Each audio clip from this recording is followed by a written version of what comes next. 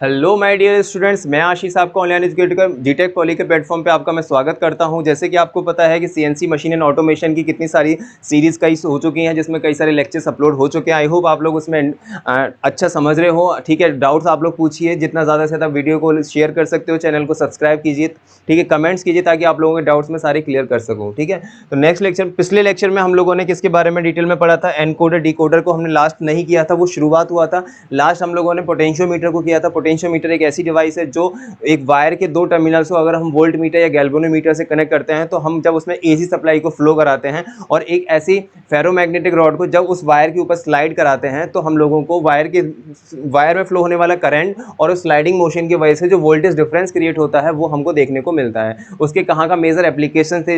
Electronic gadgets, electronic devices जो बनाई जा रही थी, उनकी मैन्युफैक्चरिंग कंपनीज में उसको हम लोग यूज़ कर रहे थे। ठीक है, तो वहाँ पे हम लोगों को दोनों का मैंने आपको बता दिया था सारा कि वो कैसे कैसे यूज़ किया जाता है। उसके बाद मैंने उन दोनों का क्लासिफिकेशन बताया था कि पोटेंशियोमीटर मेनली दो टाइप की होती हैं। एक होता है लीनियर डिस्प्लेसमेंट के लिए यूज़ करने वाला पोटेंशियोमीटर और एक होता है एंगुलर डिस्प्लेसमेंट के लिए यूज़ किए जाने वाला पोटेंशियोमीटर। अगर वस्तु किसी लीनियर सरफेस पर चल रही है तो वहाँ पे अगर मुझे वोल्टेज को डिफरेंस करना है तो क्या हो जाएगा? Linear displacement potentiometer. अगर वही वस्तु वही बॉडी या वही तार अगर मेरा एंगुलर डिस्प्लेसमेंट में कर रहा है, यानी जो स्टाइलस है, इसे हम लोग स्टाइलस बोलते हैं, जो उसमें मूव करता है इस तरीके से, यहाँ पे क्या है, ये स्टाइलस होता है, इसमें ये पेन लगाया जाता है, ये भी फेरोमैग्नेटिक बना होता है, फेरोमैग्नेटिक मटेरियल का बना होता है। इसको जब मैं किसी लीनियर सरफेस पे मूव कराऊंगा तो लीनियर डिस्प्लेसमेंट हो जाएगा पोटेंशियोमीटर टाइप। ठीक है, और अगर किसी में एंगल यानी कि कोण के बेस में अगर इसे मैं मूव कराऊंगा तो ये मेरा कौन सा हो जाएगा? एंगुलर डिस्प्लेसमेंट पोटेंशियोमीटर हो जाएगा। ठीक है, मैंने इसे डिटेल में आप लोगों को खत्म करा दिया था सारी चीज़ों को, और मैं अभी फिलहाल आप लोगों को पढ़ा रहा था। लास्ट मैंने जो खत्म किया था वो था आप लोगों का एनकोडर एंड डिकोडर। ठीक है, डायग्राम बेस पे मैंने आप लोगों को समझाया था कि कुछ इस टाइप से इसका डायग्राम होता है, जिसमें मैंने आप लोगों को इनपुट और आउटपुट की फॉर्म में थोड़ा बेसिक बताया था। टॉपिक क्योंकि शुरू ही हुआ था तो मैंने ज़्यादा डिटेल में बोला था कि नेक्स्ट लेक्चर में कंटिन्यू करते हैं। तो आज इस लेक्चर में इसको हम खत्म करेंगे। नेक्स्ट टॉपिक जो रहेगा हमारा कंट्रोल लूप सिस्टम, और मतलब लूप सिस्टम क्या होता है, ओपन लूप सिस्टम और क्लोज लूप सिस्टम क्या होता है। ठीक है, देन आफ्टर ये चैप्टर आज इस लेक्चर में पूरी तरीके से खत्म हो जाएगा, और नेक्स्ट लेक्चर में हम लोग अपना एक छोटा सा क्विक रिवीजन लेंगे कि इस यूनिट में कौन कौन से मेन पार्ट्स आप लोगों को पढ़ने हैं। और देन आफ्टर 5वीं यूनिट जो आप लोगों की रहेगी प्रॉब्लम्स इन सीएनसी मशीन या प्रॉब्लम्स इन एनसी मशीन या प्रॉब्लम इन ऑटोमेशन, कि ऑटोमेशन में किन किन टाइप की समस्याओं का हमें सामना करना पड़ता है और उनके समाधान क्या है, उनकी रेमेडीज़ क्या है, उनके उपचार क्या है। ठीक है, प्रॉब्लम है तो कुछ ना कुछ तो सोल्यूशन किया जाएगा ना वहाँ पे। तो वो यूनिट को हम लोग नेक्स्ट लेक्चर में शुरू करेंगे। चलती है, वेलकम बैक टू अगेन जीटेक पॉली। जल्दी से आप चैनल को सब्सक्राइब कीजिए, लाइक कीजिए, चैनल को शेयर कीजिएगा, वीडियो को शेयर कीजिएगा। ठीक है, चलिए, तो हमारा टॉपिक था लास्ट एनकोडर एंड डिकोडर। मैंने आप लोगों को पहले मैं इसकी थ्योरी आपको दिखा देता हूँ कि एनकोडर डिकोडर होता क्या है। ठीक है तो एनकोडर एक ऐसी डिवाइस है जो स्टैंडर्ड मोशन, स्टैंडर्ड मतलब मानक,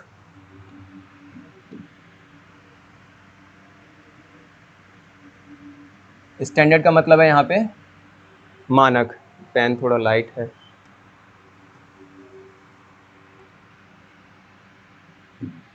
स्टैंडर्ड का मतलब यहाँ पर है हमारा मानक। ठीक है, मोशन यानी कि गति,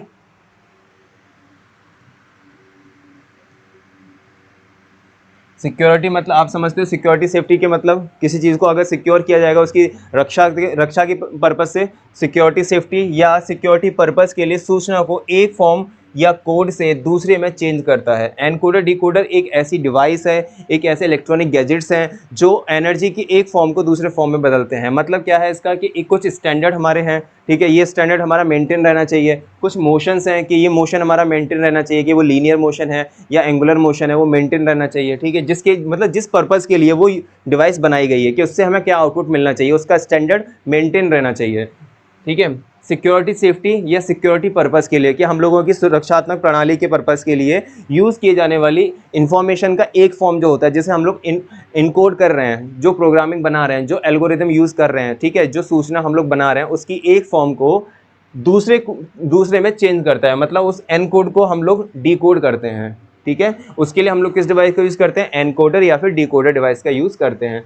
इसके द्वारा एक एक्टिव सिग्नल को कोडेड मैसेज के रूप में चेंज करता है, यानी इसके द्वारा ये एनकोड होता है, वो क्या करता है? एक एक्टिव सिग्नल यानी इनपुट, जो हम लोग उस सिस्टम को इनपुट दे रहे हैं, तो वो एक एक्टिव सिग्नल होता है, को कोडेड मैसेज के रूप में, क्योंकि हम लोग जो डेटा देते हैं किसी भी सिस्टम को, क्योंकि हर एक इलेक्ट्रॉनिक डिवाइस या कंप्यूटर सिस्टम होता है वो 0 और 1 की भाषा को ही समझता है, ठीक है, बाइनरी संख्या को समझता है, फिर वो कन्वर्ट करता है दशमलव में। मैं आप लोगों को एक वीडियो लेक्चर में बाइनरी से डेसिमल और डेसिमल से बाइनरी कन्वर्ट करना भी बताऊंगा, क्योंकि पिछले साल के पेपर में, पिछले जब सीएनसी मशीन अभी पेपर जो हुआ था उसमें एक क्वेश्चन बाइनरी कन्वर्जन आया था कि बाइनरी से डेसिमल कैसे कन्वर्ट करते हैं और डेसिमल से बाइनरी कैसे कन्वर्ट करते हैं, ठीक है, तो वो भी मैं आप लोगों को उसमें बता दूंगा। तो एक एक्टिव सिग्नल जो कि इनपुट के फॉर्म में कोड किया जाता है, उस कोडेड मैसेज को दूसरे कोडेड फॉर्म में कन्वर्ट करता है, जो हमें आउटपुट मिलता है, और जो आउटपुट हमें चाहिए उसी के स्टैंडर्ड को मेंटेन करना, उसकी मोशन को मेंटेन करना, और सिक्योरिटी पर्पज से कि जो सिग्नल यहाँ से गया है वो बिना किसी इंटरप्शन के, बिना किसी हैकिंग इशू के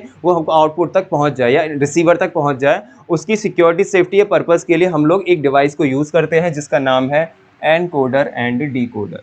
आई होप आप लोगों को ये लाइन समझ में आई हो, ठीक है। नेक्स्ट है, शब्दों में ये एक एनालॉग सिग्नल को डिजिटल सिग्नल में चेंज करता है। दूसरे शब्दों में हम ये कह सकते हैं कि दूसरे शब्दों में, in other words we can say that this devices is used for to convert the analogue signal into digital signal, यानी कि एक ऐसी डिवाइस जो एक एनालॉग सिग्नल को डिजिटल सिग्नल में कन्वर्ट करने के लिए यूज़ किया जाता है, ठीक है। अब एनालॉग सिग्नल कौन से होते हैं, डिजिटल सिग्नल्स कौन से होते हैं? एनालॉग का मतलब होता है जिसमें कोई भी किसी तरीके की डिजिट्स यूज़ नहीं की जाती हैं, बिना डिजिट को देखे हम समझ जाएं कि सामने क्या एक्टिविटी हो रही है। जैसे कि घड़ी, हम लोग घड़ी एनालॉग वॉच को भी यूज़ करते हैं और डिजिटल वॉच को भी यूज़ करते हैं। एनालॉग वॉच में क्या होगा, इस तरीके से वॉच होगी, ठीक है, और नंबरिंग नहीं होगी, बस इसमें है ना जो डंडे होते हैं उस तरीके से, ये 12 का होता है, ये 3 का होता है, ये 6 का होता है, ये 9 का होता है, और इस तरीके से हमारी यहाँ पे, मान लो मुझे 3 इस तरीके से मुझे 3 o'clock दिखाना है, तो मैं बस इस तरीके से दिखा दूंगा तो मैं समझ जाऊंगा कि ये 3 o'clock हो रहा है, लेकिन यहाँ पे किसी डिजिट का यूज़ तो नहीं किया गया, तो मैं बोल सकता हूँ कि ये जो मेरी डिवाइस है ये एनालॉग डिवाइस है, या इससे जो मुझे सिग्नल मिल रहा है, इससे जो मुझे ऑब्जर्वेशन मिल रही है, ठीक है, वो क्या है, एनालॉग है, ठीक है, एनालॉग सिग्नल है। अब क्या करेगा, अगर मुझे ये कन्वर्ट करना है किसी दूसरे को जो एनालॉग नहीं समझता, वो डिजिटल समझता है, ठीक है। अगर मुझे कोई ऐसा बंदा दिख ले, वो मैं उससे बोलूँगा बता भाई कितना बज रहा है घड़ी में, तो वो नहीं समझ पाएगा क्योंकि इसमें डिजिट नहीं है, वो बोलेगा भाई इसे डिजिटल में कन्वर्ट कर दे, तो मैं क्या करूँगा, इसके अंदर में एनकोडर और डिकोडर लगा दूंगा, ठीक है, तो वो कन्वर्ट कर देगा एनकोडर और डिकोडर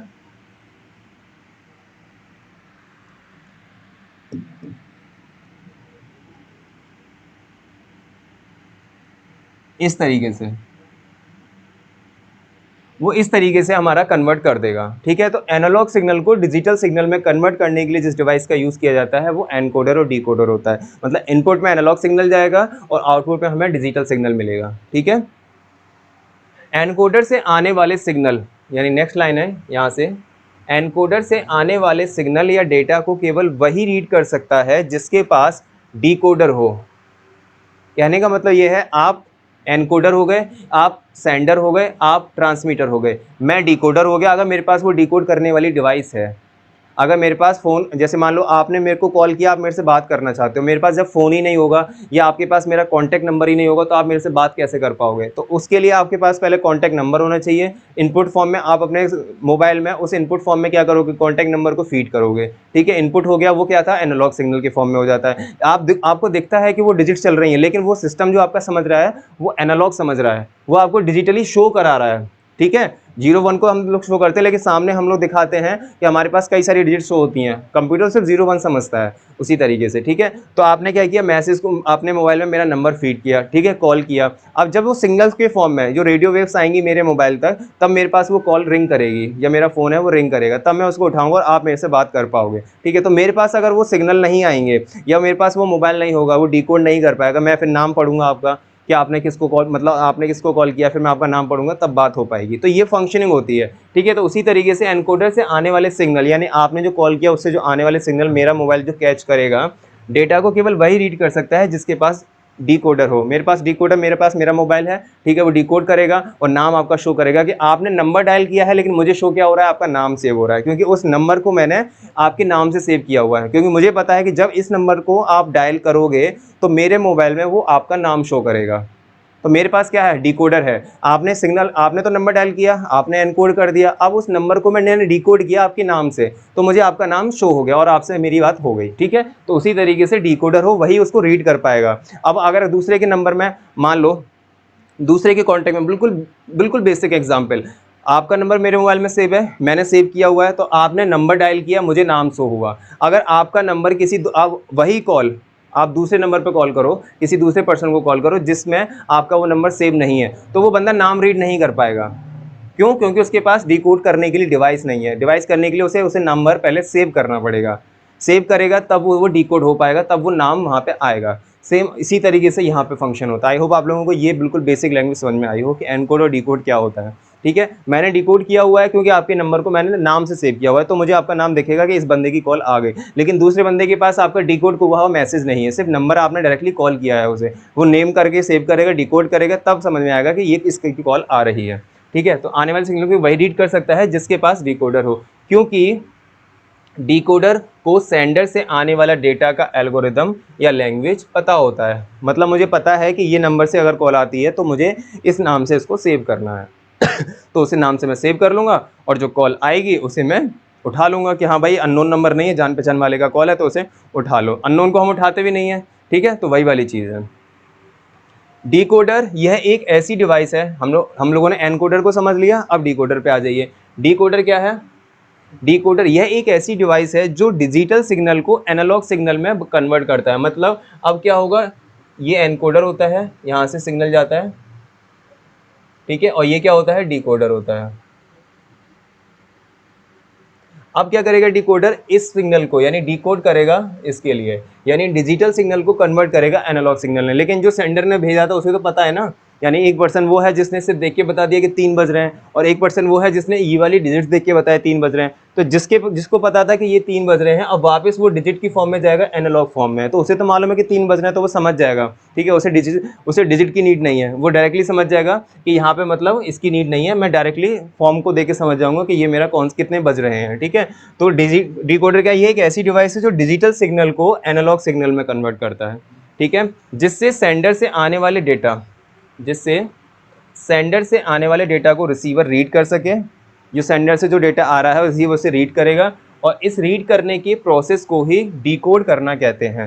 रीड करने के प्रोसेस को, मैंने नाम सेव किया हुआ था, उस नाम को मैंने रीड किया, उस नंबर से जो कॉल आया और उसे मैंने डिकोड कर दिया, मतलब आपके नंबर को मैंने डिकोड कर दिया आपके नाम से, तो मुझे पता पड़ जाएगा कि इस नंबर से अगर कॉल आएगी तो वो इस बंदे की कॉल है। ठीक है ना, यह एक सिंगल इनपुट लाइन है जो कई आउटपुट लाइंस को पैदा करता है। यानी जो डिकोडर है वो सिंगल आउटपुट लाइन है। ठीक है, मतलब सॉरी सिंगल इनपुट लाइन है, जो मतलब सिंगल लाइन के फॉर्म में मैसेज जाएगा, लेकिन आउटपुट में हमें कई सारी लाइंस मिल जाएंगी मैसेज की। अब इसे डायग्राम के बेस पे समझते हैं।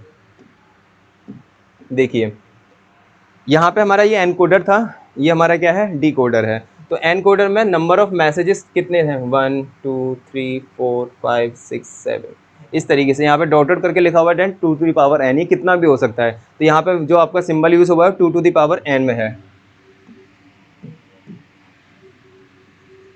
2 to the power n input इसमें जा रहा है।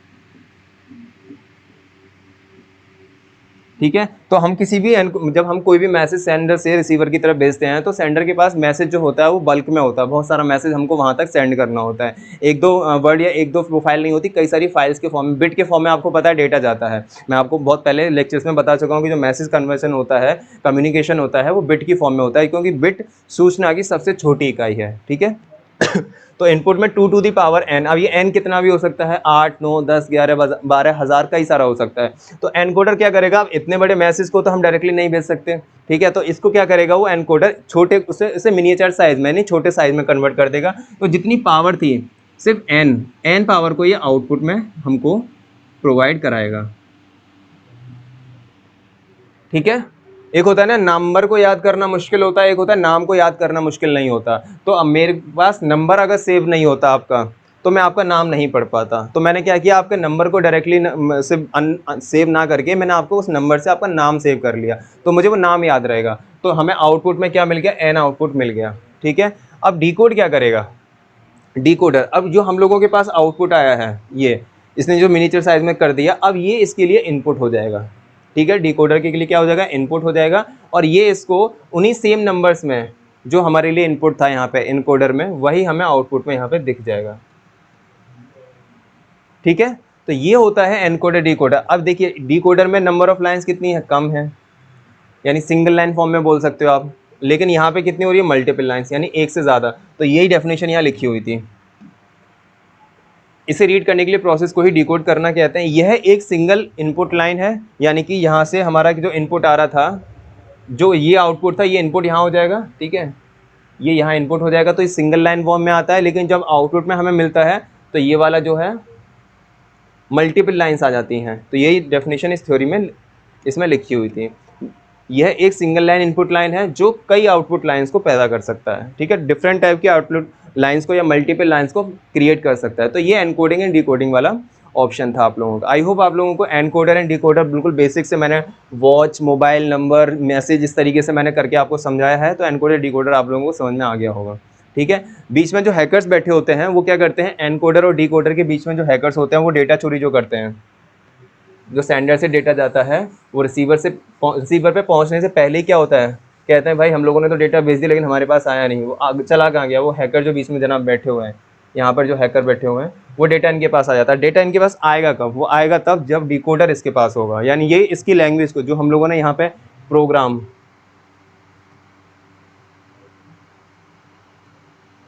ठीक है, प्रोग्राम या फिर कोडिंग या फिर एल्गोरिदम। एल्गोरिदम का मतलब वही 1 और 0 समझ के सकते हो आप। 1 और 0 मतलब सिस्टम 1 और 0 की भाषा समझता है। तो ये प्रोग्राम या कोडिंग या एल्गोरिदम अगर इस हैकर को आती होगी, जो हम लोगों ने इनपुट भेजा है, बहुत एडवांस लेवल के हैकर्स भी बहुत बैठे हुए हैं यहाँ पे, उसको अगर आती होगी तो दैट मीन्स वो डिकोडर भी बना लेगा।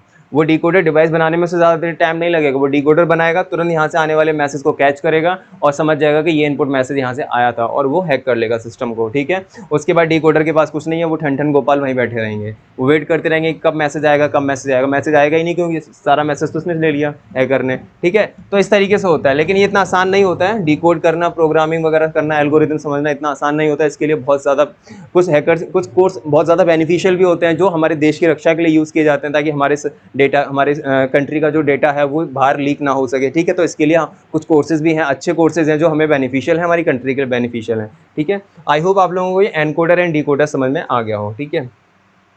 तो थोड़ा सिलेबस की तरफ बढ़ते हैं। सिलेबस में हमारा क्या क्या था, देखिए, एक्वेटर समझा चुका हूँ, ठीक है, ट्रांसड्यूसर समझा चुका हूँ, सेंसर समझा चुका हूँ, टैकोमीटर मैंने आप लोगों को वर्बली बता दिया है कि क्या है, एलवीडीटी को बहुत अच्छे से डिटेल में समझाया हुआ है, ठीक है। पोटेंशियोमीटर्स को मैंने समझा दिया, और इसके दोनों जो टाइप्स हैं, लीनियर एंड एंगुलर, ये मैंने आप लोगों को डिटेल में बहुत अच्छे से बता दिया। एनकोडर एंड डिकोडर जस्ट अभी मैंने फिनिशअप किया है, ठीक है। एक्सेस ड्राइव्स इतना इंपॉर्टेंट नहीं है, लेकिन मैं इसे कंप्लीट करा दूंगा। Open loop system and close loop system, ठीक है, लास्ट टॉपिक आप लोगों का ये इस यूनिट का यही वाला रहेगा। तो अभी जल्दी से हम लोग open loop system and close loop system के बारे में पढ़ते हैं, ठीक है। इसके बाद ये चैप्टर आप लोगों का यहाँ पे फिनिश हो जाएगा।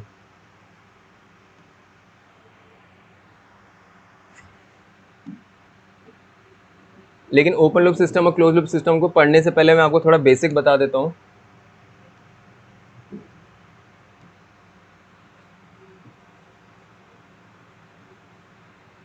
देखो, ये आप लोगों को डायग्राम दिख रहा होगा, ठीक है। इस डायग्राम में देखिए हमारा ये टोस्टर है, ठीक है, जिसमें हम लोग ब्रेड को या टोस्ट को मतलब कि फ्राई करते हैं, ठीक है। उस तरीके से टोस्ट यहाँ पे वार्म होता है तब वो हमारा खाने लायक होता है। एक तो होता है तरीका कि तवे पर गर्म किया जाता है, लेकिन आज के एडवांस फॉर्म में ये टोस्टर्स यूज़ किए जाते हैं, ठीक है। इसमें हम लोग ब्रेड को गर्म करते हैं। तो कुछ मैंने फॉर्म्स यहाँ दिखाई हुई हैं कि एक ब्रेड का फॉर्म ये है, एक ब्रेड का फॉर्म ये है, एक टोस्ट का फॉर्म ये है, एक टोस्ट का फॉर्म ये है। ये वाली टोस्ट जो मिलेगी आप लोगों को, मान लो मैंने इसमें टाइमर सेट किया 3 मिनट का, 3 मिनट का मैंने टाइमर सेट किया। मैंने यहाँ टाइमिंग भी लिखी हुई है, लिखा हुआ है सेटिंग द टाइमर। टाइमर को मैंने सेट किया हुआ है 3 मिनट में, ठीक है।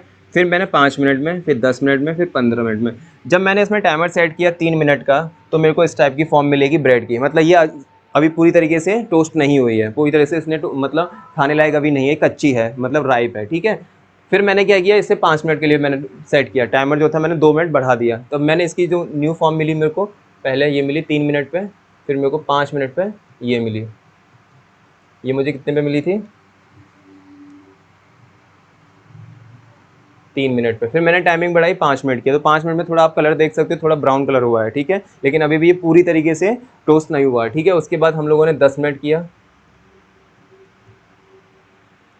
10 मिनट में इसकी कंडीशन कुछ इस टाइप से हो जाएगी, थोड़ी और भी ज़्यादा ब्राउन हो जाएगी, और 15 मिनट पे बिल्कुल ही बर्न हो जाएगी, यानी जल जाएगी। अब टाइमिंग हमने सेट करी है, ठीक है, 3 मिनट, 5 मिनट, 10 मिनट, 15 मिनट, तो उस बेस पर हम लोगों को यहाँ पे आउटपुट मिला है। लेकिन 15 मिनट पर आप देख सकते हो कि यहाँ पे पूरी तरीके से जल चुकी है, ठीक है, पूरी तरीके से ब्राउन हो चुकी है, खाने लायक नहीं है, अब खाएंगे तो कड़वा टेस्ट आएगा।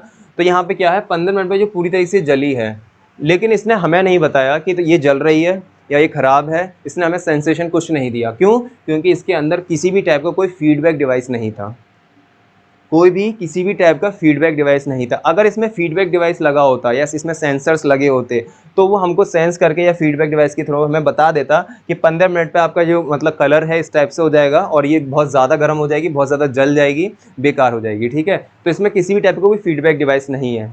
उसी जगह अगर मैं इसमें फीडबैक डिवाइस लगा दूंगा तो मैं 3 मिनट से, अगर मान लो मुझे पता है कि इसमें 10 मिनट पे खाने जैसा है इसका कंडीशन, 10 मिनट पे जो टोस्ट है वो मैं खा सकता हूँ, इसका टेस्ट अच्छा आएगा। लेकिन मान लो किसी तरीके से मुझे 10 मिनट की जगह मैंने कंफर्मेशन दे दिया, इसे 12 मिनट सेट कर दिया, तो मुझे पता है 10 से ऊपर जाऊँगा तो कहीं ना कहीं टेस्ट इसका ख़राब हो जाएगा, थोड़ा इधर की तरफ जाऊँगा तो मुझे फीडबैक डिवाइस में पता पड़ेगा कि 10 मिनट से अगर मैं ऊपर जाऊँगा, टाइमिंग अगर मैं ज़्यादा सेट करूँगा तो यहाँ पे इस टोस्ट के क्वालिटी के ख़राब होने के चांसेस हैं। तो मुझे उसके बारे में पता कैसे पड़ेगा कि टेम्परेचर ज़्यादा हो रहा है या टाइमिंग ज़्यादा हो रही है, वो मुझे पता पड़ेगा फीडबैक डिवाइस से, ठीक है। तो ऐसे सिस्टम या ऐसी डिवाइसेस जिसमें फीडबैक का यूज़ नहीं होता है या फीडबैक सिस्टम का यूज़ नहीं होता, फीडबैक डिवाइस का यूज़ नहीं होता, तो उस टाइप के जो सिस्टम होते हैं उनको हम लोग बोलते हैं ओपन लूप कंट्रोल सिस्टम, ठीक है। ओपन लूप कंट्रोल सिस्टम जिसमें हम लोग किसी भी तरीके की फीडबैक डिवाइस को यूज़ नहीं करते हैं, डायरेक्टली हम लोग टोस्ट इसमें लगाएंगे, टाइमिंग हम, और ये टाइमिंग इसमें नहीं लगी हुई है, टाइमिंग हमने अपने घड़ी के अकॉर्डिंग देखी है। ये टाइमर इसमें नहीं लगा होता टोस्टर्स में, हम लोग अपनी टाइम के अकॉर्डिंग देखते हैं कि पहले मैंने टाइम 3 मिनट के लिए सेट किया, तब मैंने देखा ये ब्रेड ऐसी निकल कर आई, फिर मैंने देखा यार अभी थोड़ी कच्ची है, इसे थोड़ा और गर्म कर लेते, तो फिर मैंने सोचा 2 मिनट और बढ़ा के देख लेता हूँ टाइमिंग, तो मैंने वॉच में अपना 5 मिनट सेट किया, 5 मिनट में ऐसा निकल के आया, फिर देखा अभी भी थोड़ी कच्ची है, फिर मैंने 10 मिनट के लिए सेट किया, फिर 15 मिनट पे, 15 मिनट पे मुझे रिजल्ट पता पड़ गया कि हाँ ये अब खराब हो जाएगी, तो अगली बार मैं क्या करूँगा, फिर से 15 मिनट घड़ी लगाऊंगा, तो घड़ी थोड़ी लगा के खड़ा रहूँगा मैं यहाँ पे। इससे अच्छा तो ये होगा ना मैं एक फीडबैक डिवाइस इसमें लगा दूँ, फीडबैक डिवाइस जैसी 15 मिनट से ऊपर टेम्परेचर होगा, वैसे तो हम लोग फीडिंग करते हैं 15 मिनट की या 10 मिनट की या 3 मिनट की, लेकिन अगर टेम्परेचर किसी वजह से ऊपर हो जाता है, वैसे तो होगा नहीं क्योंकि टाइमिंग ही 10 मिनट की सेट है, तो वो टाइमिंग सेट करने का जो डिवाइसेस होता है जिससे हमें टाइम पे पता पड़ जाए कि सिस्टम ऑटोमेटिक बंद हो जाए, सिस्टम ऑटोमेटिक 3 मिनट के बाद कट हो जाएगा, ठीक है, तो वो हमारा खाने जैसा भी होगा प्रोडक्ट मिल जाएगा। तो इस टाइप की जो डिवाइस होती हैं, जो सिस्टम होते हैं वो होते हैं क्लोज लूप कंट्रोल सिस्टम, जिसमें फीडबैक डिवाइस का यूज़ किया जाता है। जैसे कि माइक्रोवेव ओवन, माइक्रोवेव ओवन में क्या होता है, टाइमर लगा होता है, हम लोग पिज़्ज़ा वगैरह होता है या फिर कोई खाने का जो फूड होता है, प्रोडक्ट होता है, हम लोग उसमें रख देते हैं और टाइम सेट कर देते हैं कि इतने टेम्परेचर पे इतनी टाइमिंग के लिए ये गर्म किया जाना है, ठीक है। जैसे ही टाइम वहाँ तक पहुँचेगा वो बीप करेगा और तुरंत के तुरंत बंद हो जाएगा सिस्टम, तो वहाँ पे ऑटोमेटिक बंद हुआ, ठीक है। बंद होने के बाद वो टाइमिंग सेट के बेस पर ही डिसाइड होता है, तो वहाँ वो कौन सा है, क्लोज लूप कंट्रोल सिस्टम है, ठीक है। आई होप आप लोगों को ओपन लूप और क्लोज लूप समझ में आया। अब मैं डेफिनेशन बेस आपको समझा देता हूँ। Control system, there are the two types of the control system. First one is open loop control system and second one is closed loop control system. तो open loop control system को इसमें क्या होता है, an open loop control system is the one in which the output signal is not feedback fed back। देखिए feedback अलग है, feedback का मतलब वापस भेजना, फीडबैक अलग चीज़ है, फीडबैक डिवाइस है, लेकिन वो फीडबैक डिवाइस कर क्या रही है, वो मैसेज को वापस भेज रही है, ठीक है। तो फेड का मतलब होता है भेजना और बैक का मतलब होता है वापस, यानी वापस भेजना, दोनों अलग अलग अगर एक जैसे लगता तो मैं इस तरीके से यूज़ करता, फीडबैक को इस तरीके से यूज़ करता, फीडबैक ये मैंने एक साथ लिखा हुआ है, ये फेड बैक है यानी मैसेज को वापस भेजना। तो एक ओपन लूप कंट्रोल सिस्टम एक ऐसी डिवाइस है जो आउटपुट सिग्नल को वापस भेजती है to the input of the system, input of the system में भेज देती है ताकि मुझे पता पड़, input of the system feedback device हमको पता है कि open loop control system is the one in which the output signal is not, मैं वही देख रहा था कि कहीं पे मिस्टेक हुआ है, इज नॉट, नॉट इसमें शब्द यूज हुआ है, दैट मीन्स वो वापस नहीं भेजती है। ओपन लूप कंट्रोल सिस्टम वो सिस्टम या वे डिवाइसेस होती हैं जो आउटपुट जो हमें सिग्नल मिल रहा है, जो हमें ब्रेड वहाँ पे जली हुई मिली थी, अगर वो जल गई है तो उसका सिग्नल वापस इनपुट में नहीं जाएगा, वो डिवाइस ही वहाँ लगी नहीं हुई है कि जो आउटपुट में बता सके कि हाँ भाई ये ब्रेड जल चुकी है, इनपुट को तो बता दें कि भाई इतने टाइम पे जल जाता है, वहाँ इनपुट वापस उस मैसेज को भेजने के लिए कोई डिवाइस ही नहीं लगी, इसीलिए वो ओपन लूप कंट्रोल सिस्टम है। जो मिल गई अब लास्ट में, अब उसी को खा लो, इस तरीके से, ठीक है। इज़ नॉट फेड बैक यानी वापस नहीं भेजती है to the input of the system, वापस इनपुट में उस सिस्टम को नहीं भेजेगी, ठीक है।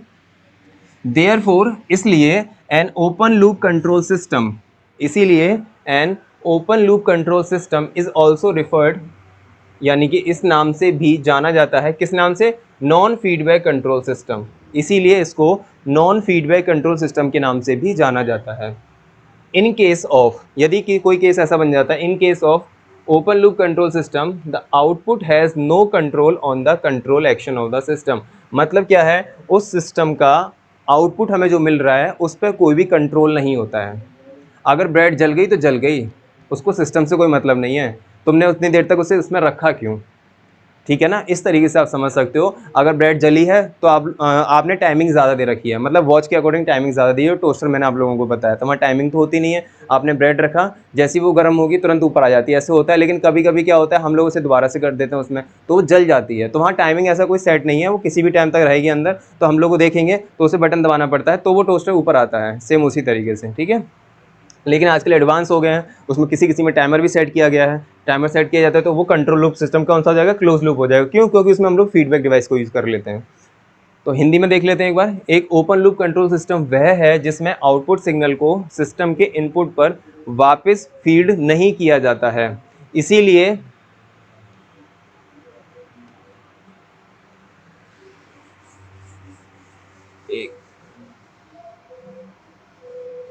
एक ओपन लूप कंट्रोल सिस्टम वह सिस्टम है जिसमें आउटपुट सिग्नल को सिस्टम के इनपुट पर वापस फीड नहीं किया जाता है, यानी इनपुट को वापस नहीं भेजा जाएगा।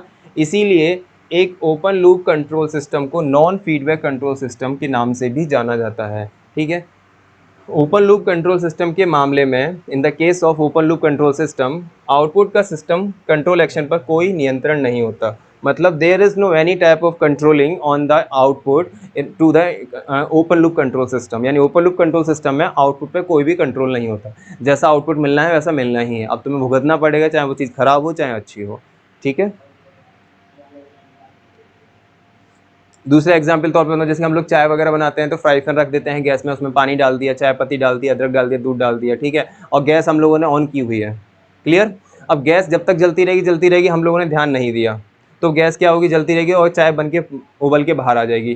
तो ये बाहर आ गया, आउटपुट हमें क्या मिल गया? अब हम लोगों ने जो इनपुट गैस दी थी, इनपुट के फॉर्म में हम जैसे फ्लेम दे रहे हैं, गैस दे रहे हैं, आउटपुट में वो चाय बाहर निकल के आ गई। तो जब चाय बाहर के निकल के आई, उसका इनपुट जो गैस दे रही है उस पर कोई कंट्रोल है? अगर वो बाहर निकल रही तो वो कह तो सकती थी ना कि भाई गैस बंद हो जा ताकि मैं बाहर ना निकलूँ, चाय बोल सकती थी इस तरीके से। तो उसके लिए उसको है ना एक डिवाइस की यूज़ पड़ेगी, अपनी भाषा को इनपुट में समझाने के लिए एक डिवाइस की यूज़ पड़ती है, ताकि जब चाय ऊपर आए तो एक डिवाइस में वो फीडबैक भेजे कि भाई टेम्परेचर बहुत ज़्यादा हो रहा है, अब ये इसे कम करो या तो, या गैस को फ्लेम को बंद कर दो। तो उसके लिए हम लोग किस डिवाइस का यूज़ करेंगे? फीडबैक डिवाइस का यूज़ करते हैं। इसीलिए वो कंट्रोल कौन सा बन जाता है? फिर क्लोज लूप बन जाता है। ठीक है,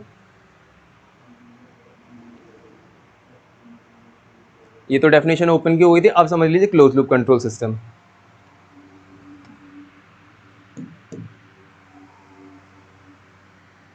Closed loop control system.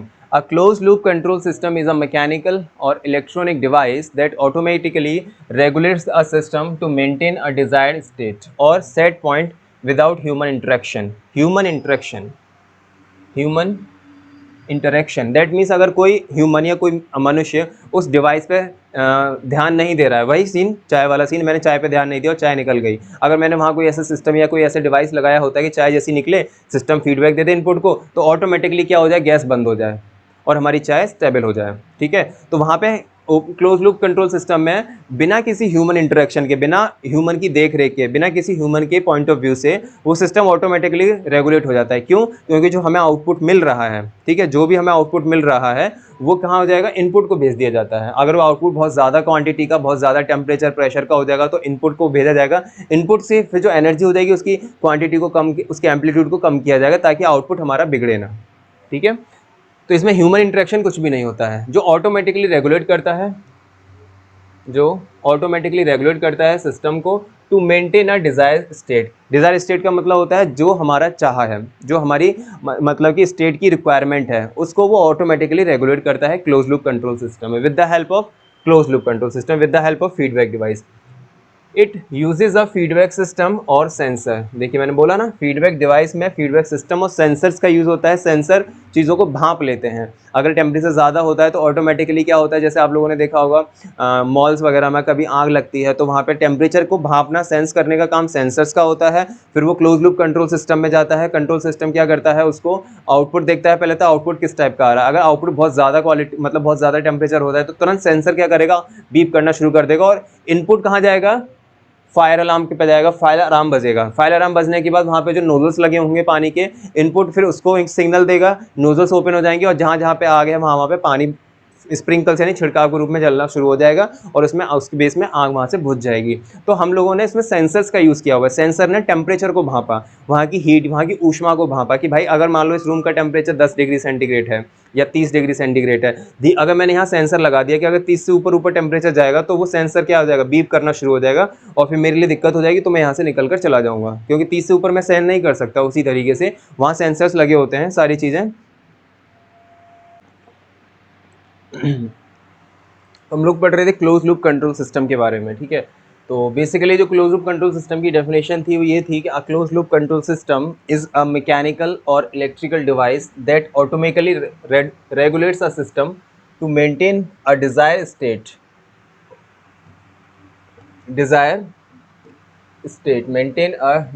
state और set point without human interaction. तो यहाँ पे ये जो वर्ड है ह्यूमन इंटरेक्शन, इसका मतलब क्या है कि मतलब कि मनुष्य की उस मशीन से कोई आपसी तालमेल नहीं होगी।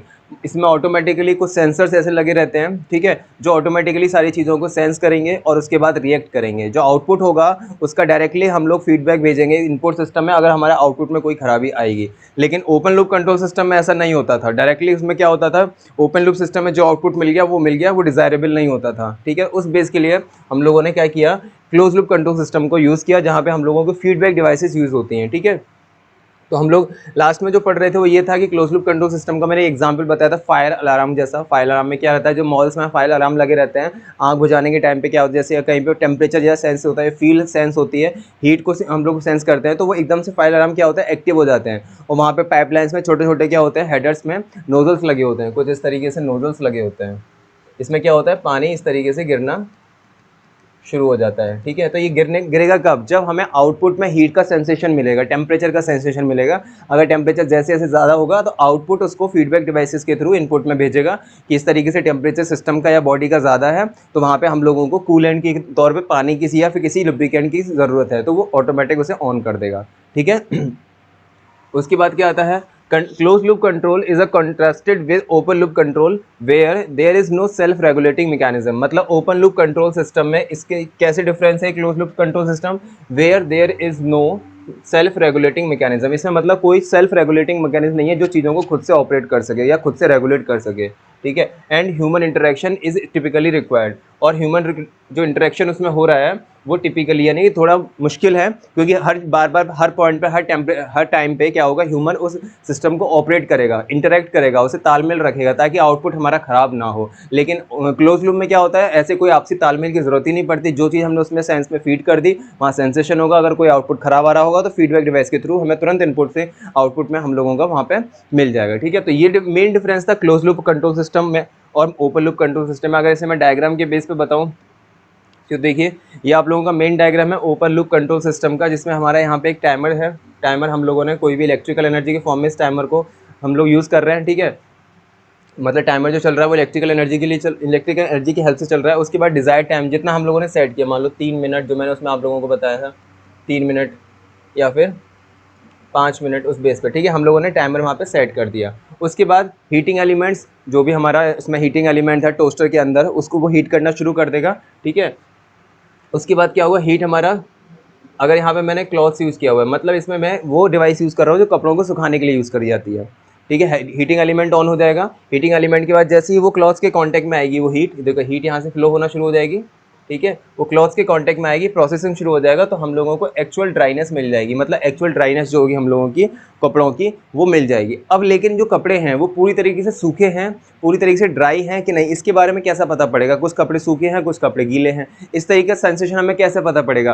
तो इसके लिए हम लोगों के लिए फीडबैक डिवाइस की जरूरत पड़ती है, जो कि यहाँ नहीं यूज़ की गई है। यहाँ से जो मुझे कपड़े मतलब मिले, तो मतलब 50% मतलब जो थे वो वेट थे, और 50% जो थे वो ड्राई थे, 50% वेट थे और 50% ड्राई थे। तो मुझे पता कैसे पड़ेगा कि एक्चुअल ड्राइनेस मुझे मिली है कि नहीं मिली? वहाँ तो मैं मशीन बंद हो गई, अब मैं कपड़े निकालूंगा तभी तो मुझे पता पड़ेगा कि वो ड्राई है कि नहीं। लेकिन अगर मैं फीडबैक डिवाइस का यूज़ करता तो वो मशीन को खुद सेंस करता कि अभी 50% वेट है, तो इसको मुझे ड्राई करना है। तब फिर ये दोबारा से टाइमिंग सेट करता, हीटिंग एलिमेंट खुद दोबारा से ऑन होता, फिर कपड़ों को दोबारा से सुखाता। तो तब तक वो ड्राई करता, तब तक हीट करता, जब तक कि हमको 100% एक्चुअल ड्राइनेस नहीं मिल जाती। तो ये इसके लिए हम लोग फीडबैक डिवाइस का यूज़ करते हैं। ठीक है, तो आई होप आप लोगों को ओपन लूप कंट्रोल सिस्टम का मेन यूज़ समझ में आ रहा हो, मेन डायग्राम समझ में आ गया हो। इनपुट ये कंट्रोलर है, टाइम को सेट करने के लिए हम लोगों ने यहाँ पे इलेक्ट्रिकल एनर्जी दी हुई है। ये हीटिंग एलिमेंट है, ठीक है, टाइमिंग के बेस पे हीटिंग एलिमेंट ऑन हो जाएगा। यहाँ पे लिखा हुआ है डिस्टर्बेंस, मतलब कि हीटिंग एलिमेंट यहाँ से इस तरीके से एनर्जी ले रहा है। उसके बाद हीट फ्लो करेगा, कपड़े सूखना शुरू हो जाएंगे और हमें डिज़ायर एक्चुअल ड्राइनेस मिल जाएगी। ठीक है, लेकिन ये पूरी तरह से ड्राई है या वेट है, इसके बारे में हमें इसके बारे में हमें पता तब पड़ेगा जब हम लोग वहाँ से कपड़ों को निकालेंगे। ठीक है, और कपड़ों को निकालने के बाद ही पता पड़ेगा कि वो ड्राई है कि नहीं। इसके लिए हम लोगों को फीडबैक डिवाइस की जरूरत पड़ेगी, तो जो क्लोज लूप कंट्रोल सिस्टम में यूज़ की जाती है। ठीक है, एक बार उसका डायग्राम देख लेते हैं क्लोज लूप कंट्रोल सिस्टम का। ये देखिए, ये इनपुट, ये कंट्रोलर, ये प्रोसेसिंग या प्रोसेसर, ये आउटपुट। अब आउटपुट से पहले हम लोगों को पहले से ही फीडबैक डिवाइस यहाँ पे लगा दी गई है। फीडबैक डिवाइस इसको कहाँ भेजेगा? इनपुट में। ठीक है, तो इस तरीके से हमारा कंट्रोल सिस्टम होता है वो क्लोज लूप कंट्रोल सिस्टम, जिसमें हमारा इनपुट दिया जाएगा इलेक्ट्रिकल एनर्जी के फॉर्म में, फिर कंट्रोलर किया जाएगा, कंट्रोल करने के बाद प्रोसेसिंग शुरू हो जाएगी, प्रोसेसिंग के बाद हमें आउटपुट मिलेगा। अगर वो आउटपुट में कोई कमी है या कोई खराबी है या किसी चीज़ की रिक्वायरमेंट है तो वो यहाँ पे सेंसर्स लगे होते हैं। ठीक है, यहाँ सेंसर्स लगे होते हैं, ये सेंस करेंगे, उसको फीडबैक में भेज देंगे कि भाई यहाँ पे इस चीज़ की रिक्वायरमेंट है, पर्टिकुलर किसी एक्टिविटी की रिक्वायरमेंट है, उसको ही सेंस करेगा और फीडबैक के थ्रू यहाँ पे इनपुट में भेज देगा। फिर इनपुट वहाँ से सिग्नल देगा उसको दोबारा से कंट्रोलर में, और उसके बाद फिर से प्रोसेसिंग होगी, और जो कमी यहाँ पे हम लोगों की रह गई थी वो कमी पूरी हो जाएगी। उसके बाद हमारा पूरा सिस्टम आउटपुट हमें डिज़ायर के अकॉर्डिंग दे देगा 100%। ठीक है, तो ये मेनली डायग्राम थे क्लोज लूप कंट्रोल सिस्टम के, जिसमें मैंने आप लोगों को डायग्राम बेस पे और बेसिक जो मेन एग्जाम्पल्स मुझे लगे थे नीट, वो मैंने आप लोगों को यहाँ पे लगा के दिखा दिए थे। ठीक है, कहाँ पे कंट्रोल सिस्टम का यूज़ ओपन में है, कहाँ कंट्रोल सिस्टम का यूज़ हमारा क्लोज में है। तो ओपन में हमारा ये टोस्टर का यूज़ हो रहा था, जहाँ पे हम लोगों ने अपनी वॉच के अकॉर्डिंग टाइमिंग सेट की हुई थी और हर बेस पे देख रहे थे कि किस टाइम हमें वॉच हमारा जो टोस्ट है वो अच्छा और खाने वाला मिलेगा। ठीक है, लेकिन क्लोज लूप कंट्रोल सिस्टम में क्या होता है, माइक्रोवेव ओवन होता है, उसमें टाइमिंग सेट करते हैं पहले से, जितने टाइम जितने टेम्परेचर डिग्री सेंटीग्रेड पे हमारा फूड रखा होता है उतने पे ही वो बन के ऑटोमेटिक सिस्टम बंद हो जाता है। ठीक है, क्योंकि वहाँ पे सेंसिंग एलिमेंट्स वहाँ लगे हुए हैं। Example of the control system, ये देखिए एक एग्जाम्पल और कुछ समझ लीजिए। देखिए, a simple example of a close loop control system is a home thermostat. Home thermostat का मतलब क्या होता है? देखिए, रेफ्रिजरेटर में थर्मोस्टेट लगे होते हैं, रेफ्रिजरेटर में हमारे थर्मोस्टेट लगे होते हैं। थर्मोस्टेट का क्या काम होता है? जब रेफ्रिजरेटर के अंदर अगर आइस जमना शुरू हो जाती है या आइस जम जाती है ऊपर वाले कंटेनर में, तो क्या होता है, जो रेफ्रिजरेटर होता है वो वर्किंग करना बंद कर देता है। क्यों? क्योंकि सबसे पहले उस आइस को पिघलाना होता है। आइस को पिघलाएंगे तभी रेफ्रिजरेंट जो होगा पूरी साइकिल में अच्छी तरीके से फ्लो होगा। आप क्योंकि 6 सेमेस्टर के स्टूडेंट हो तो आप लोगों ने अपने 4th सेमेस्टर में RAC सब्जेक्ट में फ्रॉस्टिंग और डिफॉरेस्टिंग पढ़ा होगा। फ्रॉस्टिंग का मतलब होता है बर्फ़ का जमना और डिफॉरेस्टिंग का मतलब होता है बर्फ़ का पिघलना। तो वहाँ पे हमारा एक प्लग लगा होता है, जैसे हम फ्रिज को के डोर को खोलते हैं तो लाइट अंदर जल जाती है, और जैसे उस डोर को बंद करते हैं तो वो लाइट वहाँ से हमारी बंद हो जाती है। ठीक है, तो वो कैसे होता है, वो जैसे डोर को ओपन करता है तो हीटिंग एलिमेंट चालू हो जाता है, और जैसे डोर बंद होता है हीटिंग एलिमेंट बंद हो जाता है। अब बर्फ़ को पिघलाना है तो वहाँ पे सेंसर्स लगे हुए हैं। बर्फ़ जैसी जम जाएगी तो एक सेंसेशन आएगा, एक सिग्नल आएगा उस थर्मोस्टेट पे कि भाई यहाँ बर्फ़ जमी हुई है, रेफ्रिजरेंट पूरी साइकिल में फ्लो नहीं हो रहा है, साइकिल हमारी ठप पड़ी हुई है। तो वो क्या करेगा, थर्मोस्टेट सिग्नल को भेजेगा अब हीटिंग एलिमेंट को, हीटिंग एलिमेंट वहाँ चालू हो जाएगा और वो उस बर्फ़ को पिघला के वाटर में कन्वर्ट करके नीचे बहा देगा। ठीक है, तो थर्मोस्टेट क्या आ रहा है, यहाँ सेंसिंग एलिमेंट यूज़ किए जा रहे हैं, सेंसर्स यूज़ किए जा रहे हैं, जिस बेस पर हम बता पा रहे हैं। तो thermostat can send a signal, एक जो थर्मोस्टेट है वो सिग्नल भेजता है to the heater to turn it on, यानी हीटर को चालू करने के लिए, हीटर को ऑन करने के लिए एक एलिमेंट सेंसर होता है, उसको सेंस भेजता है, और ऑफ उसको बंद करने के लिए जैसे ही वो पूरी तरह से बर्फ़ जो है पानी में कन्वर्ट हो जाएगी, पिघल जाएगी और हमारा जो ऊपर का कंटेनर था वो पूरे तरीके से सूख जाएगा, तो वो क्या हो जाएगा, हमारा हीटर वहाँ पे ऑफ हो जाएगा। ठीक है, it uses a temperature sensor to detect the current air temperature, यानी कि जो सेंसर इसमें यूज़ किए जाते हैं वो करंट टेम्परेचर को मेज़र करने के लिए यूज़ किए जा रहे हैं कि वहाँ पे उस टाइम टेम्परेचर है कितना और कितने टेम्परेचर की नीड है उस बर्फ़ को पिघलाने के लिए, वो भी उसको सेंसर में पता रहता है। तो when the temperature is below the set point, यानी कि जो हम लोगों को टेम्परेचर चाहिए जहाँ पे बर्फ़ जमना ना हो, उस पॉइंट तक टेम्परेचर बिलो हो जाएगा तो ये हमारा क्या हो जाएगा, हीटर ऑन हो जाएगा। ठीक है, और जहाँ पर टेम्परेचर हम लोगों को पता पड़ेगा कि अब टेम्परेचर काफ़ी है, बर्फ़ नहीं जमेगी, बर्फ़ पिघल चुकी है, वहाँ पे हीटर क्या हो जाएगा, हमारा ऑफ हो जाएगा। ठीक है, दूसरा मैंने माइक्रोवेव ओवन आप लोगों को समझा ही दिया। ठीक है, तो आई होप आप लोगों को जो ओपन लूप क्लोज और क्लोज लूप कंट्रोल सिस्टम है वो दोनों को डिटेल में मैंने विद डायग्राम आप लोगों को विद प्रैक्टिकली सारी चीज़ें बता दी हैं। ठीक है, तो ये चैप्टर आप लोगों का यहीं पे मैं ख़त्म करता हूँ। देख लेता हूँ एक बारी सारा रिकॉल कि आप लोगों का पूरे चैप्टर में हम लोगों ने क्या क्या पढ़ा, जिसके बेस पर आप लोगों का ये चैप्टर आज यहीं पर फिनिश होता है। इसके जो आप लोगों के PDF नोट्स होंगे वो जीटेक पॉली के टेलीग्राम चैनल पर अपलोड हो जाएंगे, वहाँ से आप लोग उसे डाउनलोड करके पढ़ सकते हो। नोट्स बनाइए, नोट्स बनाने, ठीक है, उस बेस पर आप लोगों को कोई डाउट्स लगता है तो कमेंट कीजिए, उसका मैं डेफिनेटली रिप्लाई दूंगा। ठीक है, चलिए सिस्टम डिवाइसेस में हम लोगों ने तीसरी जो हमारा 4th यूनिट था, वो 4th चैप्टर जो था, आप लोगों के में यूनिट नहीं चलती है, चैप्टर्स चलते हैं। ठीक है, 4th चैप्टर था वो क्या क्या था, एक्वेटर्स के बारे में हमने पढ़ा था। ठीक है, ट्रांसड्यूसर्स के बारे में पढ़ा था। देख लेते हैं एक्वेटर्स किस तरीके से दिखते हैं, कुछ इस टाइप से हम लोगों ने एक्वेटर्स के बारे में पढ़ा था। ठीक है, एक्वेटर्स, उसके बाद हम लोगों ने क्या पढ़ा था, ट्रांसड्यूसर्स के बारे में पढ़ा था, ये ट्रांसड्यूसर था। इसके बाद हम लोगों ने क्या पढ़ा था, इसके क्लासिफिकेशन के बारे में पढ़ा था कि ट्रांसड्यूसर का क्लासिफिकेशन या टाइप्स, मेनली हमारे दो टाइप के ट्रांसड्यूसर्स होते हैं, एक्टिव टाइप ट्रांसड्यूसर और पैसिव टाइप ट्रांसड्यूसर। दोनों को हमने डिफाइन कर दिया था अच्छी तरीके से, एक्सटर्नल पावर के बेस के या एक्सटर्नल बाहर जो हमारी शक्ति होती है उसके आधार पर हमने इसे डिफाइन कर दिया था। ठीक है, उसको फिर मेनली दो और टाइप के ट्रांसड्यूसर होते हैं, प्राइमरी ट्रांसड्यूसर और सेकेंडरी ट्रांसड्यूसर। प्राइमरी ट्रांसड्यूसर को हम लोग हिंदी में बोलते हैं प्राथमिक और सेकेंडरी ट्रांसड्यूसर को बोलते हैं हिंदी में द्वितीय। ठीक है, तो इस बेस पर हमने इसे डिफाइन किया था। उसके बाद जो मेन क्लासिफिकेशन होता है वो ये होता है, मेन क्लासिफिकेशन जो ट्रांसड्यूसर का होता है वो आप लोगों का ये होता है।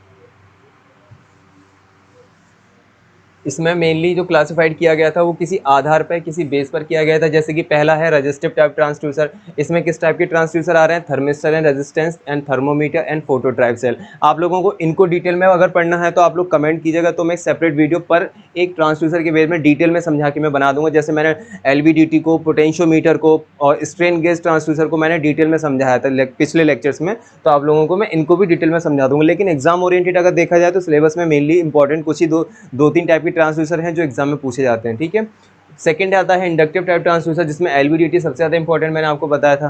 तो अगर नाम आता है LVDT का तो आप LVDT डायरेक्टली समझा देना, लेकिन अगर वो पूछता है कि इंडक्टिव टाइप क्या होता है तो वो LVDT उसके अंदर आता है, तो आप वहाँ से समझा सकते हो। ठीक है, मेनली मैंने ये क्लासिफिकेशन बता दिया था। उसके बाद दो टाइप और ये होते हैं, वोल्टेज डिवाइडर में जिसमें पोटेंशियोमीटर सेंसर को मैंने बहुत अच्छे से बता दिया था, और वोल्टेज प्रोडक्टिविटी टाइप ट्रांसड्यूसर में थर्मोकपल, जिसमें टेम्परेचर मेजरमेंट के लिए हम लोग इसे यूज़ करते हैं। ठीक है, टैकोमीटर RPM को मेजर करने की डिवाइस है। इसके बाद LVDT को अच्छे से मैंने डिटेल में बता दिया था। ये इसकी ओवरऑल जो असेंबली थी वो मैंने बता दी थी। इसमें तीन टाइप की कॉइल होती हैं, S1 S2 एंड हमारी प्राइमरी कॉइल होती है। ठीक है, जिसमें हम लोग प्राइमरी कॉइल में क्या करते हैं, AC सप्लाई को फ्लो कराते हैं। मेन पार्ट कौन कौन से थे, स्टेनलेस स्टील की हाउसिंग थी, कॉइल्स थी, फेरोमैग्नेटिक कोर थी जो बीच में स्लाइड कर रही थी, और बैटरी थी जिसको हम लोगों ने इस वायरिंग से जोड़ा हुआ था, जिसमें प्राइमरी वाइंडिंग में ही हम लोग कॉन्स्टेंट वोल्टेज की AC सप्लाई को फ्लो करा रहे थे। ठीक है, उसके बाद इसकी तीन कंडीशंस मैंने बताई थी। पहली कंडीशन में जब हमारी स्टेशनरी जो रॉड है वो मिड में रखी हुई है, उसमें किसी तरीके का कोई मोशन नहीं है, मतलब स्टेशनरी कंडीशन में है। ठीक है, तो उस टाइम कोई वोल्टेज हमें आउटपुट पर नहीं मिलेगा, तो E2 - E1 जीरो के बराबर हो जाएगा, या V2 - V1 जो होगा वो जीरो के बराबर हो जाएगा। दूसरी कंडीशन ये थी कि अगर उसी आयरन कोर को हम लोग प्राइमरी वाइंडिंग के राइट साइड की तरफ स्लाइड कराएंगे तो उस time voltage difference V2 - V1 हो जाएगा, जहाँ V2 S2 जो हमारी सेकेंडरी कॉइल है उसका वोल्टेज है, और V1 जो है वो S1 जो हमारी कॉइल है उसका वोल्टेज है। दोनों का डिफरेंस जहाँ पे V2 V1 से ज़्यादा है। ठीक है, उसके बाद थर्ड कंडीशन ये बताई थी कि अगर हम प्राइमरी वाइंडिंग के लेफ्ट साइड में अगर उसको मोशन कराएंगे तो हमको वोल्टेज इतना मिलेगा।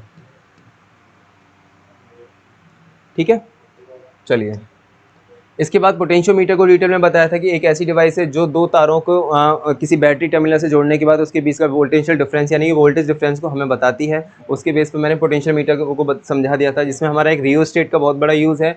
रियोस्टेट को मैंने डिटेल में समझा दिया था कि ये रियोस्टेट क्या होता है, इसको मैंने डिटेल में समझाया था। इसमें हमारे दो टर्मिनल्स होते हैं, टर्मिनल A एंड टर्मिनल, ये टर्मिनल ये होता है, टर्मिनल B होता है, जिसी से हमारे वायर जुड़े होते हैं। अगर हमें इस टर्मिनल का वोल्टेज मेजर करना होता है तो इस स्लाइडर को इसकी तरफ मूव करा देते हैं, अगर इस टर्मिनल का वोल्टेज मेजर करना होता है तो इस स्लाइडर को इधर की तरफ मूव करा देते हैं। तो इस बेस पे मैंने पोटेंशियोमीटर में रियोस्टेट का यूज़ बता दिया था।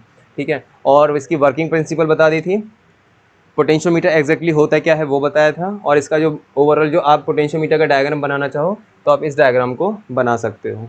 ठीक है, चलिए उसके बाद हमने कंस्ट्रक्शन पढ़ लिया था। कंस्ट्रक्शन के बाद टाइप्स ऑफ पोटेंशियोमीटर में दो ही टाइप के हैं, ठीक है, जिसमें आप लोगों को सिर्फ नाम पढ़ने हैं कि इनके नाम क्या है, linear potentiometer and angular potentiometer.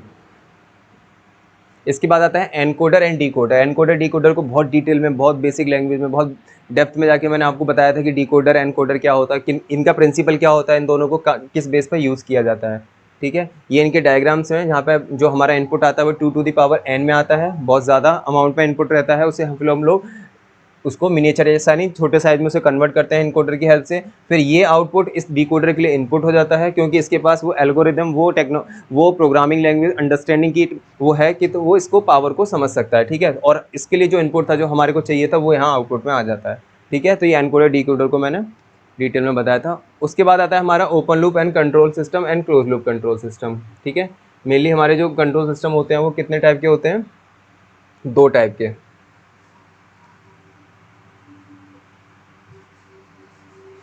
जिसमें हमारा पहला आता है ओपन लूप कंट्रोल सिस्टम और दूसरा आता है close loop control system. Open loop में किसी भी टाइप का कोई फीडबैक डिवाइस यूज़ नहीं किया जाता है, इसीलिए हमारा ये non feedback device control system भी कहलाता है। और क्लोज लूप कंट्रोल सिस्टम में फीडबैक डिवाइस का यूज़ होता है, इसीलिए ये फीडबैक डिवाइस कंट्रोल सिस्टम भी कहलाता है। ठीक है, दोनों को बेसिस पे मैंने एग्जाम्पल बता दिया था, आप एग्जाम्पल भी समझ सकते हो इसके। ये ओपन लूप कंट्रोल सिस्टम का डायग्राम है, जिसमें हम लोग एक ऐसी डिवाइस को यूज़ कर रहे हैं जो कपड़ों को सुखाने के लिए, वेट करने के लिए या ड्राई करने के लिए यूज़ की जा रही है। लेकिन हम लोगों को पता कैसे पड़ेगा कि एक्चुअल ड्राइनेस यानी पूरी तरीके से कपड़े सूखे हैं कि नहीं सूखे हैं, वो तो कपड़े को निकालने के बाद ही पता पड़ेगा। लेकिन हमें बिना कपड़ों को निकाले डायरेक्टली पता पड़ जाए कि हाँ ये पूरी तरह से ड्राई हो चुके हैं, तो उसके लिए हम लोग किसी फीडबैक डिवाइस का यूज़ करेंगे। अगर 50% ड्राई है, 50% वेट है, तो इसका सेंसेशन सेंसर के थ्रू, यहाँ पे सेंसर्स लगे होंगे, सेंसर्स के थ्रू वो भेजा जाएगा इनपुट में। तो फिर दोबारा से टाइमर सेट होगा, दोबारा से हीटिंग एलिमेंट चालू होंगे, प्रोसेसिंग होगी, क्लॉथ सूखे, फिर 100% पूरी तरह से सूख जाएंगे। ठीक है, ये भी ओपन लूप कंट्रोल सिस्टम का एक डायग्राम, वो बेसिक एग्जाम्पल मैंने आप लोगों को बता दिया था। ठीक है, और ये क्लोज लूप कंट्रोल सिस्टम का एग्जाम्पल, जिसमें थर्मोस्टेट का यूज़ कहाँ होता है, और माइक्रोवेव ओवन में हम लोग टाइमिंग सेट करके चीज़ों को देखते हैं। ठीक है, तो आई होप आप लोगों को ओवरऑल जो 4th यूनिट है सिस्टम डिवाइसेस वो पूरी कंप्लीट हो चुकी है। उसके जितने भी नोट्स हैं आप लोगों को इसके जीटेक पॉली के टेलीग्राम चैनल पर मिल जाएंगे, वहाँ कमेंट करके आप लोग नोट्स को मंगवा सकते हैं। ठीक है, उस बेस पे तो नेक्स्ट लेक्चर में आप लोगों का जो अगला चैप्टर होगा problems in NC and CNC machine, उसको डिस्कस करेंगे। अच्छे से पढ़िएगा आप लोग, ये कोई डाउट हो रहा है तो कमेंट्स में जरूर पूछिएगा। लेक्चर को जितना ज़्यादा शेयर कर सकते हो, कमेंट्स कर सकते हो, उतना आप शेयर कीजिएगा। ठीक है, तब तक के लिए थैंक यू।